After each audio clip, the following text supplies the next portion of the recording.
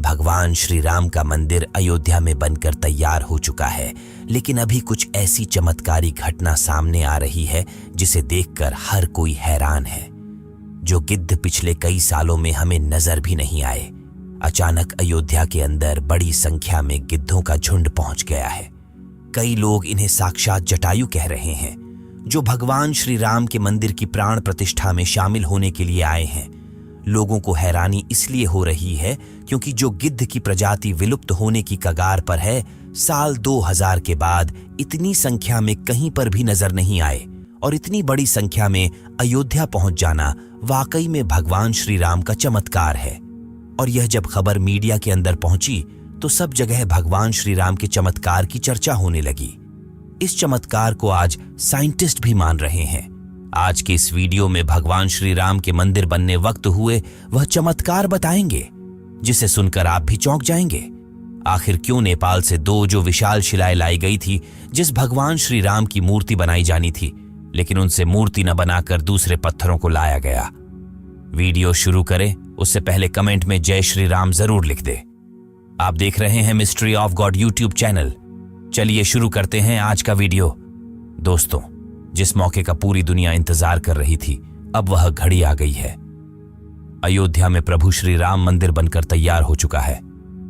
22 जनवरी को राम लल्ला की प्राण प्रतिष्ठा की जाएगी, लेकिन उससे पहले ही चमत्कार के ऊपर चमत्कार देखने को मिल रहे हैं। सबसे पहला चमत्कार तब हो गया जब लोगों को अचानक जटायु के वंशज गिद्ध आसमान में उड़ते दिखाई दिए। यहां तक कि भगवान श्री राम के भक्त इन्हें राम मंदिर की प्राण प्रतिष्ठा में आए मेहमान मान रहे हैं, क्योंकि पिछले कुछ सालों में यह प्रजाति विलुप्त सी हो गई थी।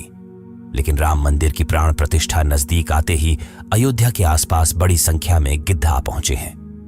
लोग इस करिश्मा को देखकर पूजा भी कर रहे हैं, क्योंकि गिद्ध ऐसा प्राणी है जो भारत से विलुप्त हो चुका है। ऐसे में प्रभु श्री राम की प्राण प्रतिष्ठा से पहले ही वह कैसे दिखे, इसे लोग भगवान का चमत्कार मानकर पूजा कर रहे हैं।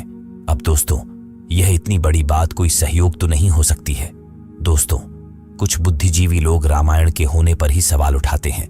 उन लोगों का मानना है कि रामायण असल में एक कहानी थी, मगर दोस्तों, आज भी रामायण से जुड़े हुए कई सारे ऐसे सबूत मौजूद है जो हर किसी को मानने के लिए मजबूर कर रहे हैं। भगवान राम ने जो पुल बनाया था लंका जाने के लिए, वह आज भी मौजूद है। उसे वैज्ञानिकों ने भी माना है। वैज्ञानिकों ने उसे देखकर कह दिया कि यह कोई प्राकृतिक नहीं है, बल्कि यह इंसानों द्वारा बनाया गया पुल है। और जिस जगह पर वह पुल बनाया गया था, वह आज भी उसी जगह पर मौजूद है। उस समय भगवान श्री राम ने अपने चमत्कार से पत्थर को पानी के अंदर तैरा दिया था, और उन तैरते हुए पत्थरों पर कदम रख के वानर सेना लंका में गई थी। दूसरा सबसे बड़ा सबूत रावण खुद की लंका है। रावण की लंका आज भी मौजूद है। और यह चमत्कार भी बहुत बड़ा सबूत है। जटायु गिद्ध प्रजाति से ताल्लुक रखते थे, वहीं जटायु भगवान श्री राम के परम भक्त थे। दोस्तों, जटायु और भगवान श्री राम के बारे में रामायण में भी कई बार हमें जिक्र मिलता है। त्रेता युग में जब भगवान श्री राम को अपने पिता द्वारा वनवास का आदेश मिला था, तब पंचवटी में भगवान श्री राम की पक्षीराज जटायु से मुलाकात हुई थी। पक्षीराज जटायु माता सीता को अपनी पुत्री के समान मानते थे। दरअसल जब रावण माता सीता को हरण करके ले जा रहा था, तब जटायु ने ही लंकापति रावण को सीता माता की रक्षा के लिए युद्ध किया था। वही जटायु जिन्होंने अपने पंखों से रावण को बहुत चोट पहुंचाई थी। रावण के शरीर को जटायु ने लहूलुहान कर दिया था। इस संघर्ष में जटायु ने अपने प्राणों की आहुति दी थी।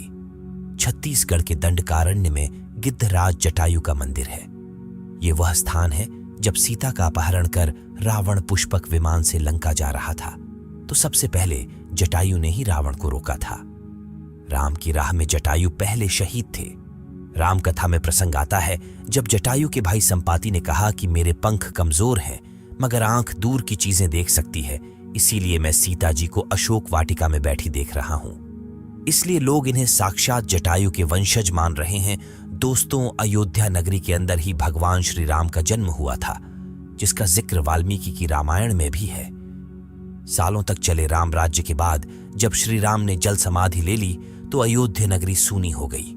पौराणिक मान्यताओं के अनुसार उज्जैनी के राजा विक्रमादित्य जब यहाँ आखेट करने आए, तो उन्हें उजाड़ भूमि पर कुछ चमत्कार दिखाई देने लगे। खोज की तो पता चला कि ये श्री राम की जन्म भूमि है। इसके बाद उन्होंने यहाँ श्री राम के भव्य मंदिर का निर्माण कराया, जिसमें काले रंग के कसौटी पत्थर वाले 84 स्तंभ थे। समय समय पर यहाँ राजाओं मंदिर की देखभाल की, लेकिन 14वीं शताब्दी में जब भारत में मुगलों का शासन हुआ तो श्री राम जन्मभूमि को नष्ट कर वहां बाबरी मस्जिद बना दी गई। 1525 में राम जन्मभूमि मंदिर को बाबर के सेनापति मीर बांकी ने ध्वस्त करवाया था। बाबरी मस्जिद की 3 गुंबद थी, जिसके बाहरी हिस्से में एक चबूतरे में श्री राम के बाल स्वरूप की पूजा होती थी।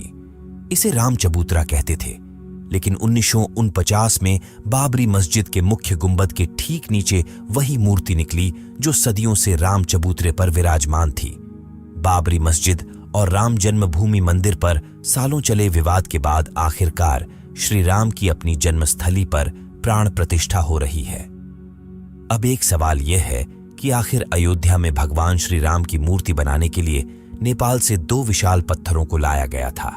इन पत्थरों को लाने के बाद आखिर क्यों उन पत्थरों से मूर्ति नहीं बनाई गई?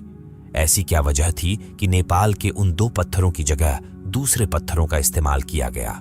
दरअसल राम मंदिर के निर्माण का काम पूरा होने के बाद फरवरी में नेपाल के कालीगंड की तट से 2 शिलाएं अयोध्या लाई गई थीं। इन 2 शिलाओं का वजन 14 टन और 27 टन था।